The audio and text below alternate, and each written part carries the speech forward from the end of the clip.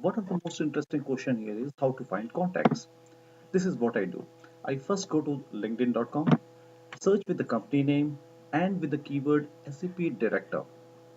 Then I select the checkbox against the company name to make sure that only contacts from that relevant company is going to be displayed, and pick up all the names which are the SAP director and see which who are the really the SAP directors, and do not there may be some of the irrelevant contacts, but most likely the context will be relevant to us. I pick up those names, then I go to Zixor.com, look with the same name and company to see if there's enough, there is a entry available. Zixor is a very wonderful tool because it gives you the direct number, most of the cases, or some of the board number in other cases, as well as the email ID directly. So I use it very exhaustively. If I have the name from the LinkedIn, I go to Zixor, pick it up, enter the all the accounts in all the details in Zoho. After looking for all the SAP director contacts, I go and search with the keyword only the keyword SAP in the company. And then I find some more contacts who are not at the director level. Sometimes most of them are the other ones are the influencers.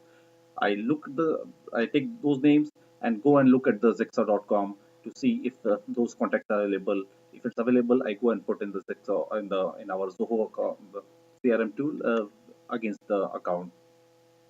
The third step I do is go to Zixor directly, look for the company name.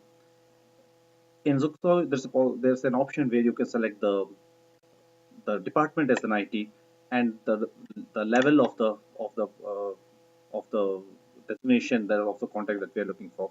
I look for director and above, which is director, VP, and the C level, and then I look for all the IT related contacts. That gives me a bunch of them. One another check I do is take those names, go to the LinkedIn, and see if those are available and those are still a relevant contacts. Many of the times I find that those contacts have moved on to a new company, and LinkedIn is the most updated database because it's maintained by the same individuals. So they have moved on, I skip that. But if they're not moved on, or then I put them in Zoho. If I can't find it in LinkedIn, I maintain a entry saying no LinkedIn against the title, so that when I'm calling them at a later point of time, I realize that those were only found as extra and not in LinkedIn. So chances are they are an outdated contact and they don't work for the company anymore. So I have this entry.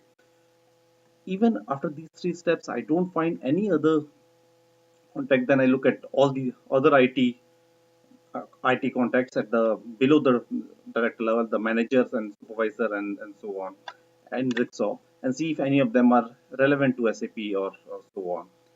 The last step I do, in fact, I do before the fourth step which I just mentioned, is look for the title within Zoho in searching for the contacts and look for SAP. And that many cases I find the SAP SD consultant, SAP implementation architect, or whatever with the title, they become very relevant. And these Zoho contacts are very, very interesting because you get the email ID and the phone number right away.